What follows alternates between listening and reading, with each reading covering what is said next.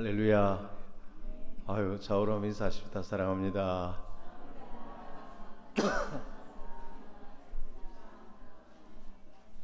오늘 정말로 귀한 분들 많이 오셨네요. 와, 세상에 이제 자리가 없어서 저 뒤에 새로 얼마 있으면 통로에 또 의자를 놓게 될 줄 믿습니다.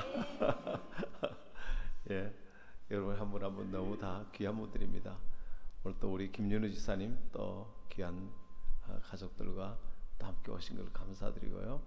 예, 모두에게 또 부산서도 올라오셨고요. 예, 하나님께서 크게 축복하실 줄 믿습니다. 예, 오늘은 깊은 구덩이에서 건지시는 주님. 오늘 또 찬양이 굉장히 은혜스러웠어요. 찬양 다 좋았는데 거룩 할 때 또 이 반주가 있으니까 굉장히 오늘 모든 찬양이 얼마나 큰 은혜가 되는지, 또 우리의 기도를 또 하나님께서 진실된 기도를 다 들으시는 줄 믿습니다. 예, 오늘은 깊은 구덩이에서 건지시는 주님. 오늘 이 본문에 나오는 이 사마리아 여인은 인생의 깊은 웅덩이, 터진 웅덩이, 거기에 사랑이 채워질 줄 아는데 다 빠져나가 버리는 그 웅덩이에, 구덩이에 빠진 여인. 그래서 사람과 관계도 다 깨어졌고 하나님과 관계도 깨어졌고, 그래서 늘 사람을 피해다니는 사람이었어요. 그 떼약볕에 어울리지 못하고 아무도 없는 더운데 홀로 물길로 나오고 사람을 피해 다니고 마음의 상처와 열등감, 또 자기 거절감, 패배감, 그것이 가득해서 정말 인생의 깊은 구덩이에 빠져있는 이런 여인인데, 오늘 예수님을 만나고는 완전히 변화됐어요. 사람을 피해 다니다가 저분이 메시아가 아니냐, 저분은 내 모든 걸 다 아시는 분이다, 저분은 내 인생을 구원하는 분이다, 나를 책임지고 나를 사랑하는 분이다, 내 미래를 책임지실 분이다, 이걸 알고는 완전히 바뀌었어요. 하나님 사랑을 만나면 사람 피하는 부끄러움, 수치, 패배감, 열등감, 모든 것이 다 해결되고 어디까지 나아가느냐 하면, 피해 다녔던 사람 동네에 가서 그 사람들에게 내 과거를 다 알고 나를 사랑하는 이분이 메시아가 아니냐, 이분이 예수님을 전도하고 그 동네 분들이 다 이 여인 때문에 구원받아요.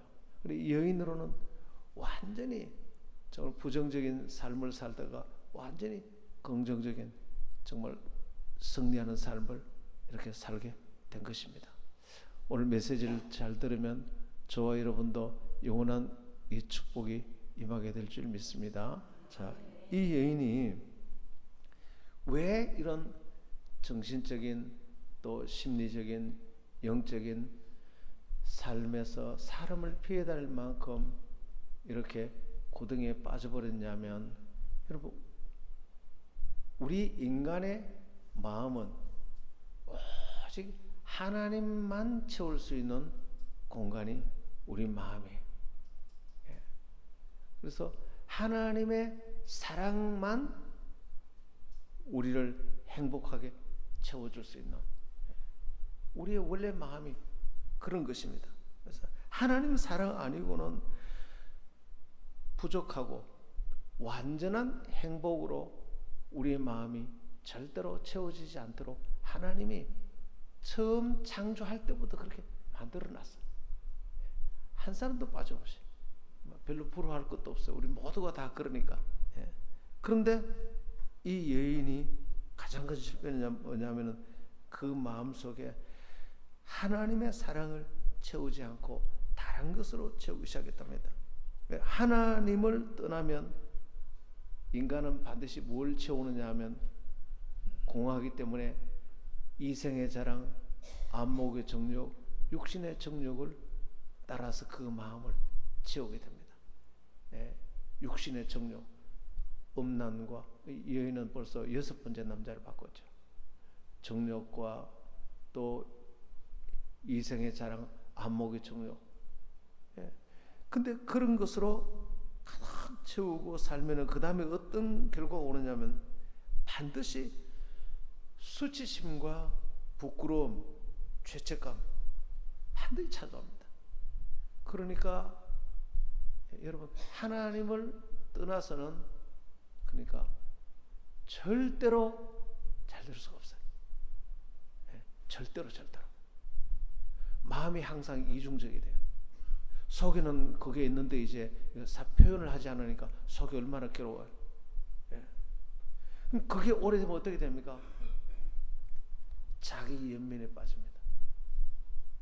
그리고 자기가 미운 거예요. 자기 멸시, 자기 정오심에 빠집니다. 그게 오래되면 어떻게 됩니까? 인생이 허무해지는 거예요.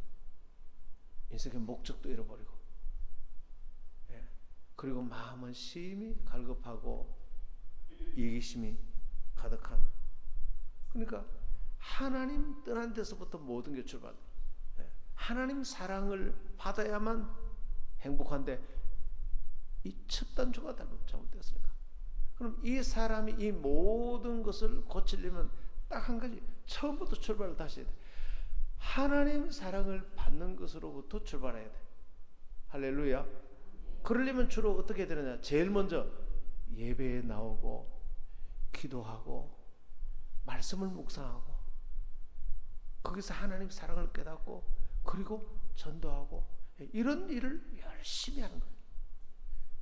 이 통로를 통해서만 하나님의 사랑을 깨닫고 알고 받아들일 수 있어요. 그럼 어떻게 되느냐? 부끄러움 대신에 자기 용납, 자기를 용서하고 나 괜찮은 사람이야. 하나님이 날 너무너무 사랑하셔. 나는 비록 시장에서 콩나물을 팔고 있지만 하나님 나를 너무나 사랑하셔. 나는 많이 배운 사람 아니지만 하나님이 나를 너무나 사랑하셔. 그리고 자기 연민과 자기 정오 대신에 하나님을 사랑하게 됩니다. 그리고 자기를 사랑하게 됩니다. 그리고 허무와 공허 대신에 마음의 안정감을 찾고 인생의 목적과 의미를 발견하고 오늘처럼 와서 예배드리고 인생이 활기차고 가슴이 꽉 차는, 그러니까 내 직업과 학벌과 외모와 환경과 상황과 상관없이 수입 한 달에 10만 원만 벌어도 괜찮아. 아무런 기죽지 않아. 내 아들이 이번에 대학 떨어져도 전혀 상관없어. 그것 때문에 기죽을 일 하나도 없어. 어마어마한 가슴 설레이는 즐거운 음악과 같은 삶을 살게 되는 것입니다. 할렐루야. 이렇게 악순환의 삶을 살든지 선순환의 삶을 살든지 인생은 둘밖에 없어요. 그런데 이 여인은 이 악순환의 삶을 살기로 선택한 거예요. 그래서 이 여인이 실패한 첫 번째가 뭐냐면 바로 하나님 없는 삶을 선택했기 때문에 깊은 고통에 빠져 하나님이 없는 삶이라는 것, 다시 말하면 복의 근원을 떠나버렸기 때문에 복이 없는 사람이에요. 복이 없는 사람이 되어버렸어요. 그래서 이 여인은, 여러분, 복이 없는 사람은 가는 곳마다 다 저주를 만들어버려요. 이 여인이 가는 곳마다 6명의 남자를 만났기 때문에 그 남자들에게 얼마나 많은 상처를 주고 또 자기도 얼마나 많은 상처를 받고 그 가운데 총각도 있었겠지만 또 가족이 있는 남자도 있을 것이고 얼마나 많은 가정들을 파괴시켰고, 그러니까 복이 없는 사람이 가면 다 거기에 저주가 임하는 것입니다. 좀 무섭습니다. 환경이 중요한 게 아니고 그 사람이 중요한 것입니다. 환경이 아무리 나빠도 복이 있는 사람이 가면 만날 사람이 다 복을 받게 되고 환경이 잘 되게 되고. 할렐루야. 그래서 이 여인은 창세기 3장 한번 볼까요? 17절에 보면 최초로 복이 없는 사람이 나옵니다. 복이 있는 사람은 뭐냐면 하나님을 가장 사랑하는 사람이 복이 있는 사람.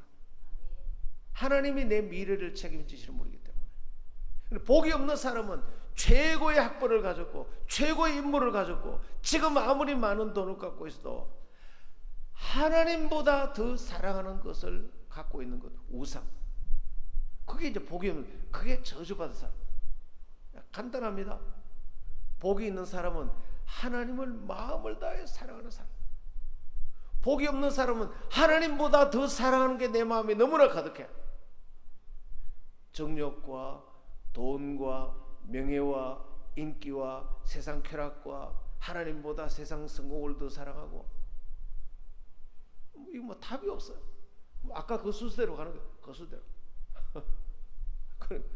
저주가 그 최초의 복이 거론이 하나님을 떠나서 복 있는 사람이 아니라 복이 없는 사람이 된 첫 번째 인물이 아담인 것입니다. 아담의 창세기 3장 17절 한번 볼까요? 성경에 있는 분들은 성경을 한번 찾아보시길 바랍니다. 이렇게 나와요.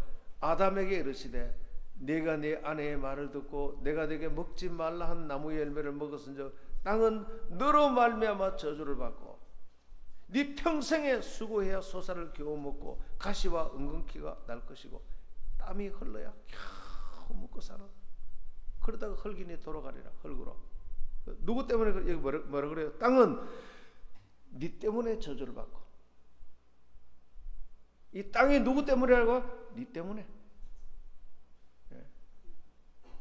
하나님보다 선악과를, 이 선악과, 하나님보다 네 생각, 하나님보다 더 사랑하는 그것을 선택한 너 때문에 저주로, 너 때문이다. 그런데 예수님 뭐라고 그랬습니까? 복이 있는 사람은 온 천지 만물을 창조하신 하나님, 지금도 우리에게 복을 주신 하나님, 우리의 삶을 지금도 책임지시고 우리의 미래를 책임질 수 있으신 분, 할렐루야, 하나님 뿐인 것입니다.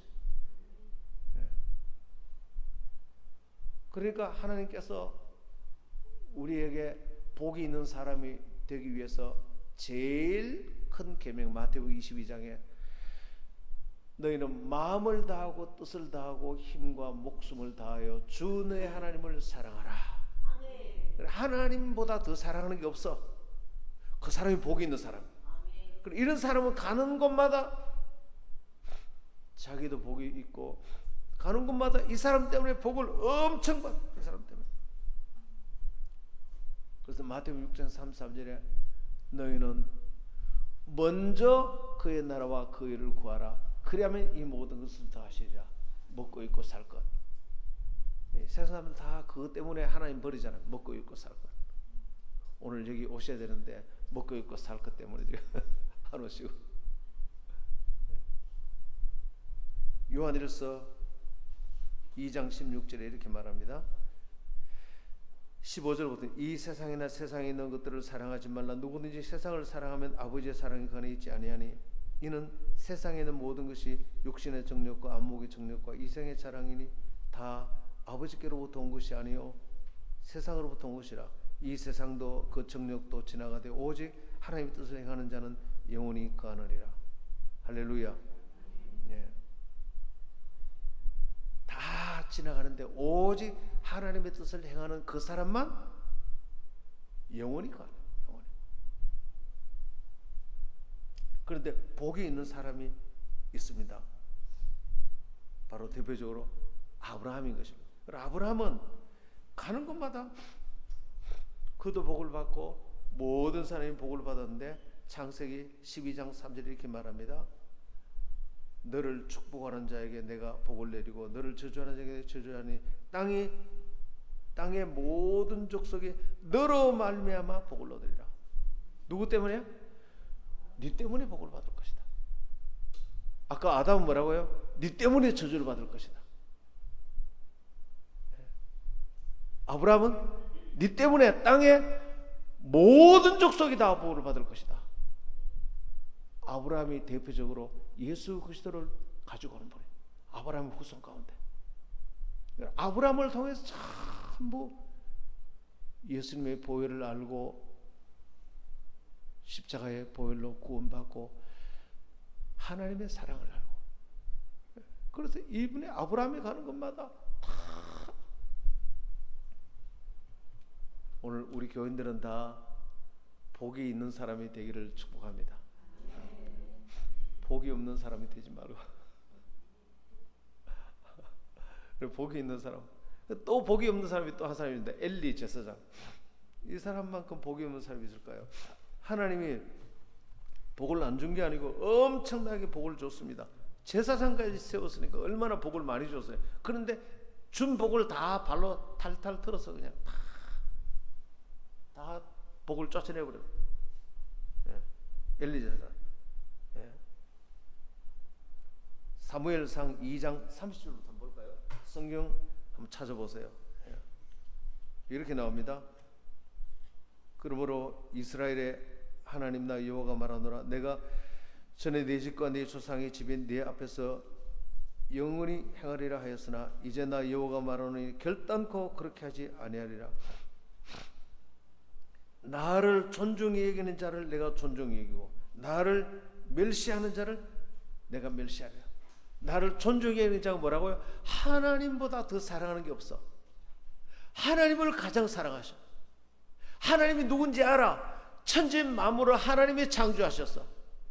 원래 하나님 외에는 아무것도 없었어. 모든 게 하나님부터 나왔어. 그럼 하나님이 주인인 줄 믿습니다. 그리고 만물을 하나님이 지금도 운행하시고 다스리고 계셔. 그리고 하나님이 지금도 그를 믿는 자를 책임지고 계셔.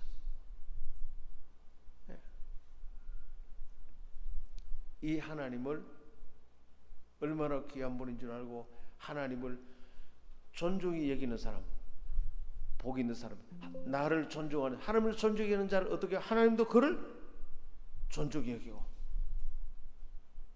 하나님이 여러분을 존중히 여기는 분이 되기를 축원합니다. 예수 이름으로 축원합니다. 그런데 하나님 뭐라고요? 나를 멸시하는 자를 나도 경멸하리라. 하나님을 멸시하면 하나님도 그를 멸시하는 거예요.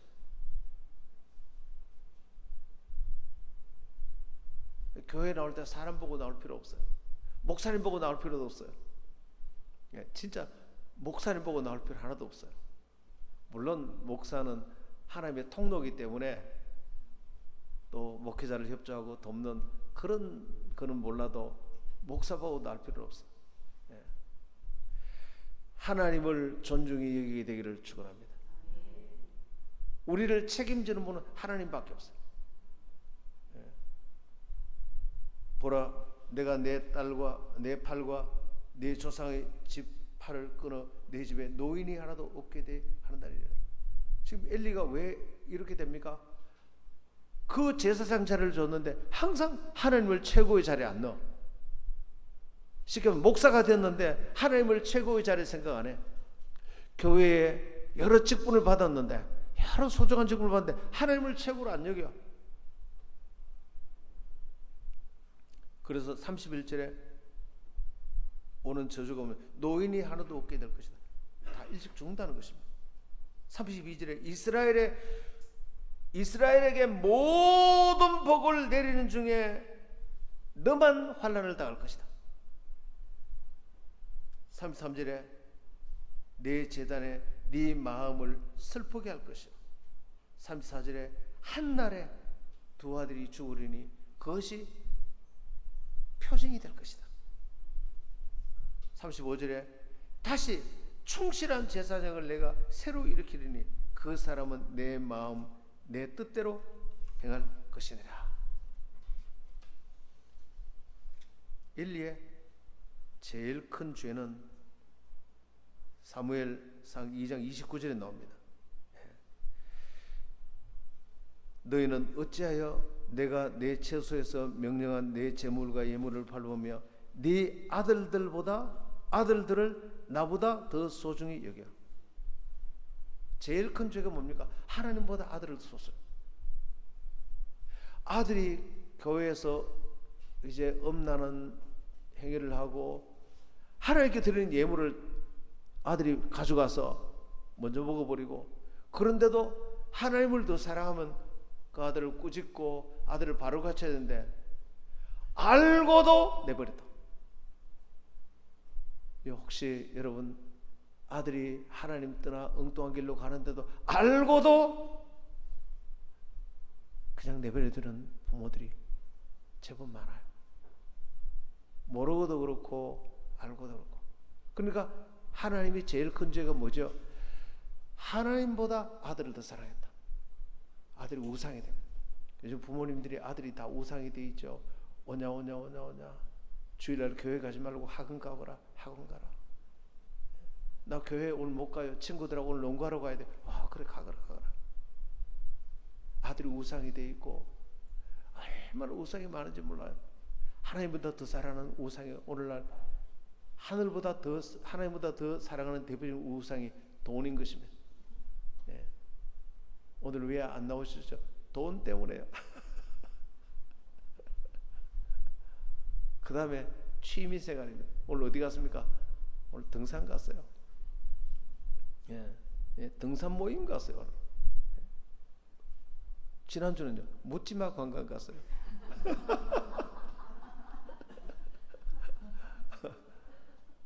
묻지마 관광이 그렇게 좋아요. 어떤 분들은 또 개를 입원시킨다고 서울 가면서 또 교회 안 왔어요. 왜 안 왔습니까? 우리 개가 아파서 서울에 입원시키는데 하나님보다 개가 더 중요해.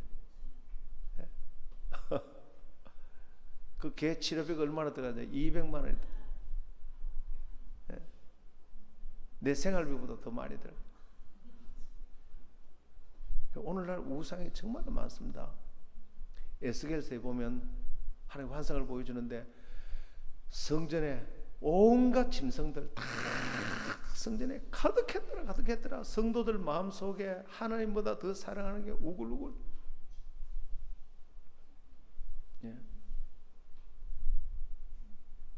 그래서 누가 그러더라고요. 우리 집에는 아무도 말이 없어요. 너무 말이 없어서 모이면 전부 다 스마트폰만 보고 오면은 자기 방에 아버지도 엄마도 애들 다 들어가 버리고 아무도 없대요. 그래서 너무 외로워서 개를 한 마리 사다 놨대요. 오면은 전부 다 개만 사랑하고 개한테 인사하고 또 전부 방으로 들어가 버려요. 그 가정에는 개가 주인이야. 그 집이 그래서 개집이 됐다는 것입니다. 사람 사는 집이 이제 하나님보다 더 사랑. 동물도 소중하죠. 동물이 안 소중하다는 얘기 아니에요. 여러분 하나님보다 더 사랑하는 것.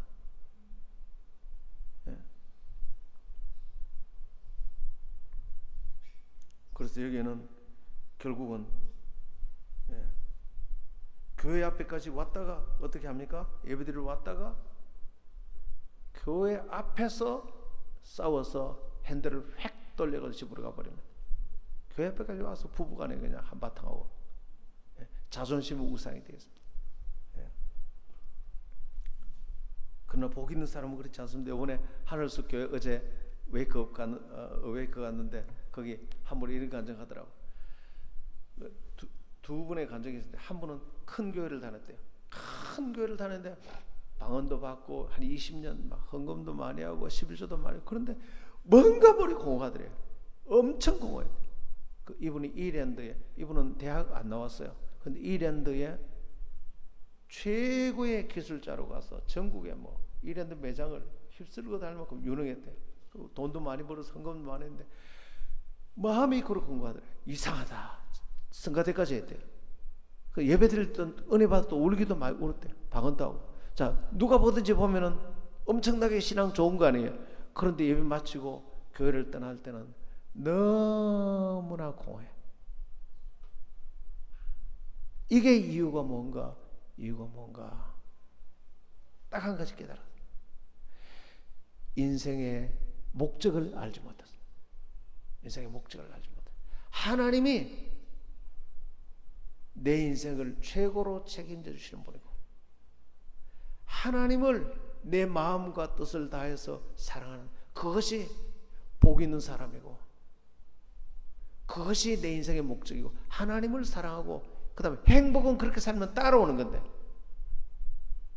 행복은 따라오는 건데, 이 하나님을 최고 인생으로 목적으로 살지, 이것이 마음이 안 돼 있으니까 그 종교생활한 거예요. 누구 보면 깜빡 속죠. 울고 헌금도 저렇게 많이 하시고 성가대까지 했으니까, 뭐 방언까지 했으니까 그렇게 공하더래.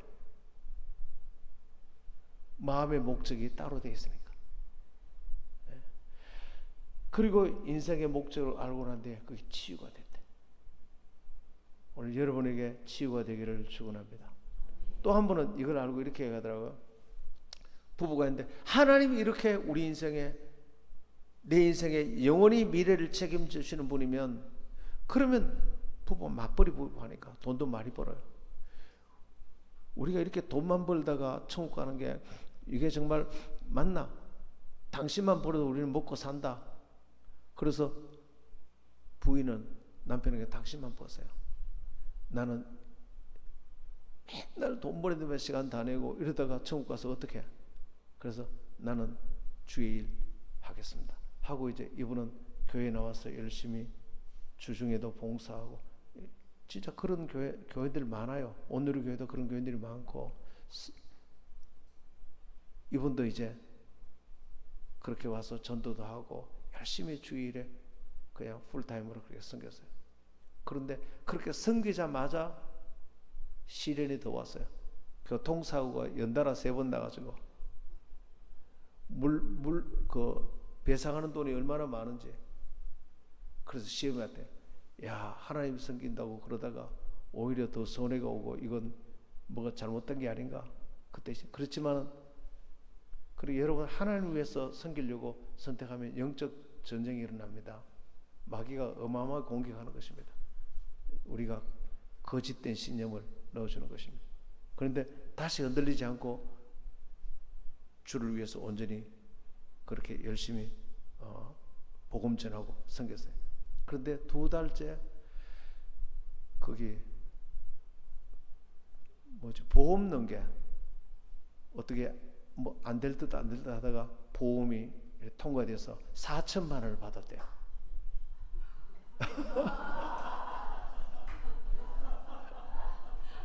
우리 이럴 때는 할렐루야. 그래서 이분이, 남편이 평생에 그 달에 1200만 원 수입, 그렇게 1200만 원 수입을 결혼해서 받아본 적이 없대. 사업이 잘 되고. 그래서 그 다음 달에는 2000만 원이 수입이 들어왔대. 그래서 몇 달 만에 합치니까 8000만 원의 돈이 들어왔어. 결혼해서 지금까지 그렇게 몇 달 만에 돈이 들어온 적이 없어. 그래, 그 돈 가지고 빚있는 거 다 가리고 간증을 하더라고. 하는 말에, 하나님, 지금까지 내가 돈의 노예가 됐는데 이제는 남편만 벌어도 먹고 사는데, 그렇게 내가 돈 많이 쟁여놓고 다 두고 하나님께 할 건데 돈이 목적이 아닌 것을 가르친 것만 해도 감사합니다. 돈이 필요 없다는 게 아니에요. 그래서 여러분 교회 다니면서도 오늘 예배 마치고 가면서도요, 마음이 그렇게 공허한 사람이 있습니다. 여러분 행복은, 그래서 이 여인의 첫 번째 실패가 뭔지 아세요? 두 번째 실패의 원인이 행복을 목표로 한 것입니다. 이 남자 만나면 행복할까? 이 남자 얼마나 재빨랐겠어요. 남자 6번이나 바꾸었으니까.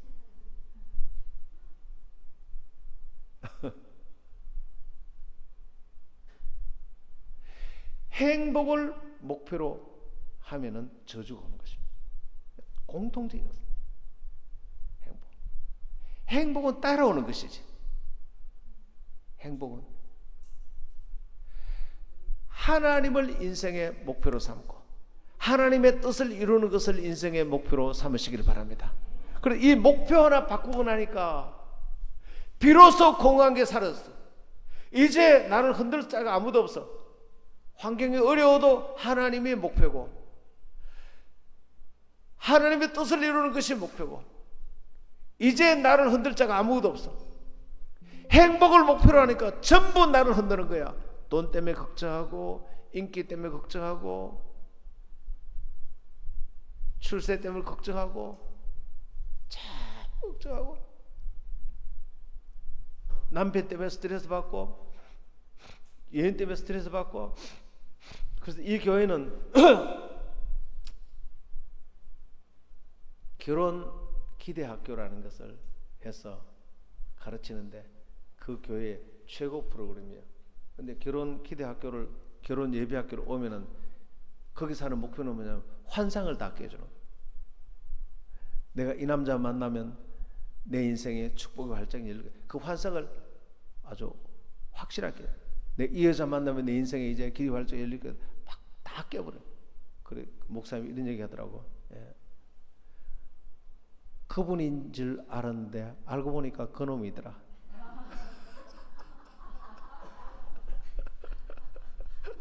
그분인 줄 알고 만났는데 그놈인 줄 아는 것은 1년 안에 다 알게 된다.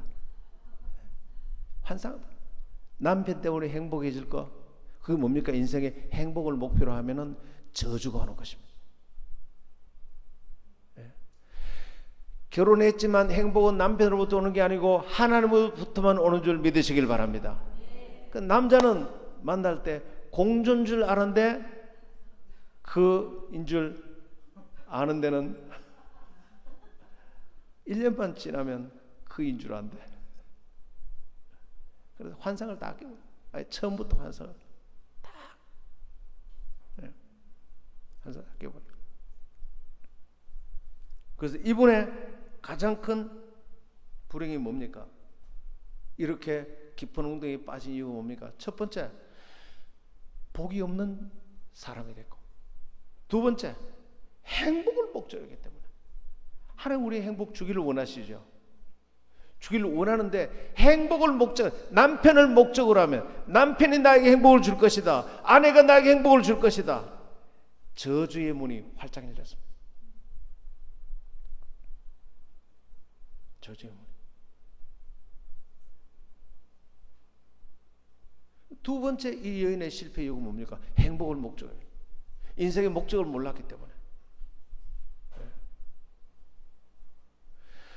우리 인생의 목적은 하나님을 가장 사랑하고 하나님의 뜻을 이루는 것이 우리 인생의 목적인 줄 믿으시길 바랍니다.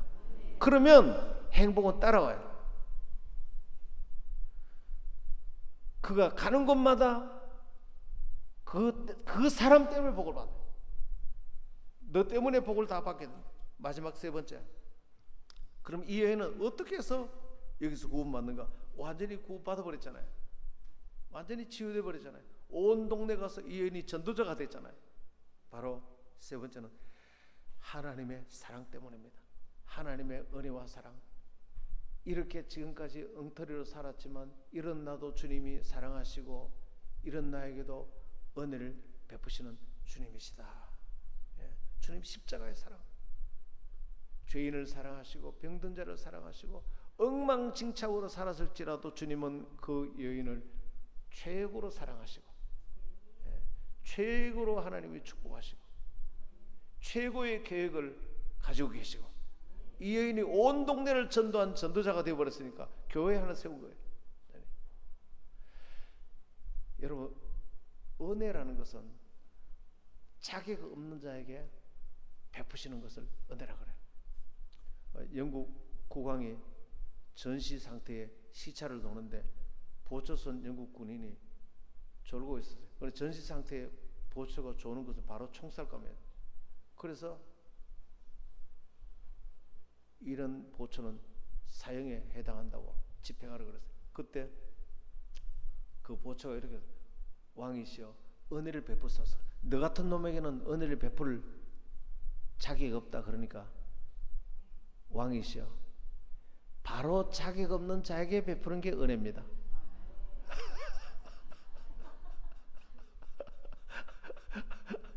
국왕이 듣고 보니 그 말이 맞거든요. 그래 맞다. 너를 내가 살려준다. 그래 살았대요. 오늘 여기에 계신 우리 모든 다 자격 없잖아요. 저도 목사로서 보면은 참 자격 없다. 정말 자격 없다. 네가 참 그렇게 생각될 때가 너무 많아요. 그런데 하나님은 이 여인에게 6번 남자를 바꾼 이 여인에게도 주님은 은혜를 베푸시는 거예요. 할렐루야. 자격 없는 자에게 최고의 것을 베푸시는 하나님, 우리를 그렇게 사랑하세요. 그럼 모든 죄의 기원이, 이 여인이 어떻게 죄의 기원이 바로 선악과를 먹기 때문입니다. 예. 여러분, 선악과는 선악을 아는 지식의 열매를 먹지 말라 그랬죠. 왜 먹지 말라 그랬습니까? 여러분, 선과 악이 존재하지 않습니까? 존재하죠. 하나님은 선도 하시고 악도 하시고 다 하나님 분별하시죠. 그런데 선악을 아는 지식의 열매를 먹지 말라는 것은, 지식이라는 게 참, 하나님 우리에게 선을 행하는 사람이 되라 그렇게 말하지, 선과 악에 관한 지식을 우리 갖지 말라는 것입니다. 선과 악을 아는 지식이라는 것은, 여러분, 지식은 판단하고 정죄하는 것입니다. 지식은 자기 의를 드러내는 것입니다. 예.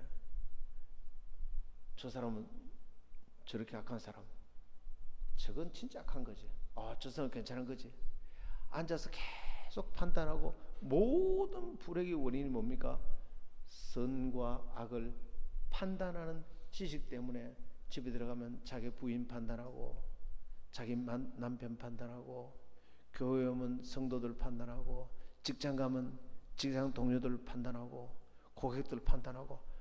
지금 러시아 우크라이나 전쟁이 뭡니까? 서로 선악을 아는 지식의 열매를 먹었잖아요. 예. 서로 판단하고 있잖아요. 판단하고 정죄하고 죽이고 하잖아요. 그거 안 끝납니다. 예. 국민들이 다 없어져야 끝나죠. 죽어서 없어져야 안 끝납니다. 예. 하나님은 판단하지 말고 선을 행하는 자가 되라. 할렐루야.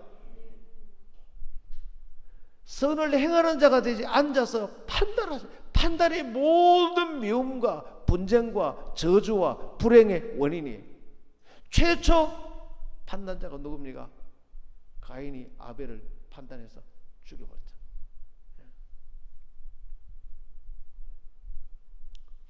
새벽 예배 실컷 드리고 지사님 둘이서 나가면서 싸웁니다. 예.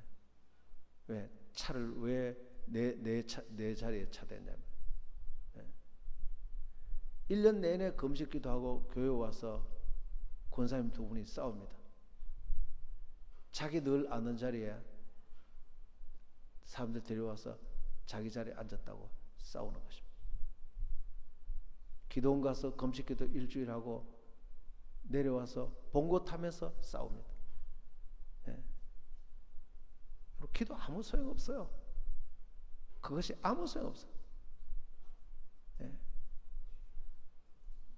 교회 와서 아무리 설교 들어도 집에 나서는 순간 자기 부인 판단하고 자기 남편 판단하고, 판단은 정죄하고 미워하고 아무 소용 없어요.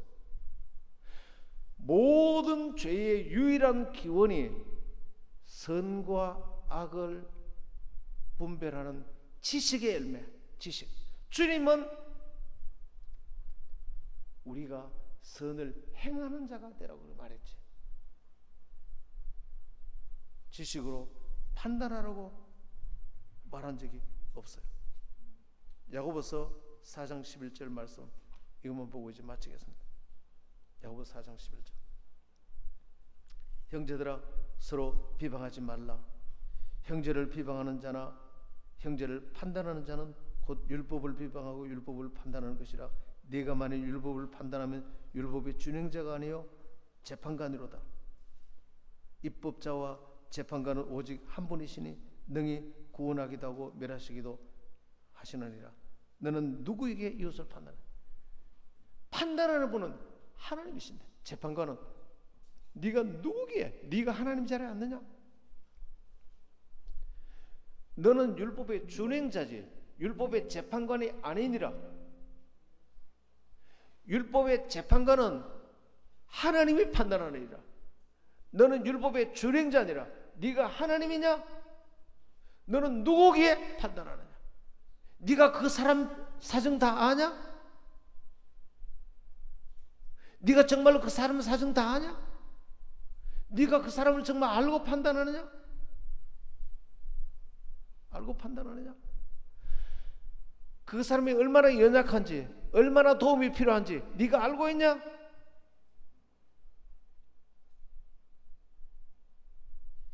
똑같은 사람인데요, 다윗을 보면요 참 무섭습니다. 다윗 형들은 어떻게 판단합니까? 사무엘상 17장 28절에 형들이 큰형 엘리압이 노하여 네 교만과 네 마음의 완악함을 내가 안다 이렇게 말했어요. 그런데 사도행전 13장 22절에는 하나님은 다윗을 그렇게 말 안 해요. 다윗을 왕으로 세우고 내가 이새의 아들 다윗을 만나니 내 마음에 맞는 사람이라 내 뜻을 다루리라. 하나님은 내 마음에 합한 자를 이렇게 말했는데 같은 사람인데 형은 뭐라 그랬습니까? 네가 교만하다. 형이 다윗을 압니까? 정말 알고 판단하면 우리가 누구를 압니까? 우리가 누구 그 사람을 얼마나 안다고 그 사람을 판단합니까? 그 사람의 사정을 우리가 어떻게 알아요? 형이 자기는 아무리 잘한다고 해도 하나님 생각하고 다른 거예요.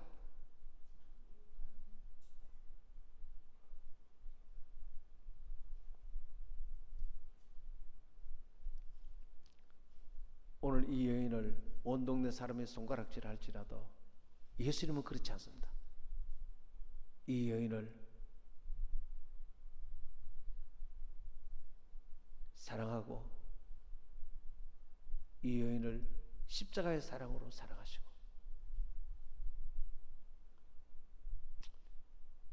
주님께서 아무리 우리가 죄 가운데 있다 할지라도 주님은 우리 사람을 지으시고 보기에 심히 좋았더라. 하나님은 우리 모든 사람을 보실 때 심히 좋았더라. 할렐루야. 두 번째는 예수님이 십자가를 통해서 우리를 봅니다. 아무런 조건 없이 우리를 10대 복음으로 우리를 사랑하시고, 그리고 세 번째, 내가 너를 그렇게 사랑하는 것을 네가 받아들이면 네 믿음대로 될지어다. 내가 너를 사랑하니 네 사랑을 받아들이면 네 미래는 엄청난 축복이 너에게 이루어질 것이니라. 네 믿음대로 될지어다. 할렐루야. 한번 기도하십시다.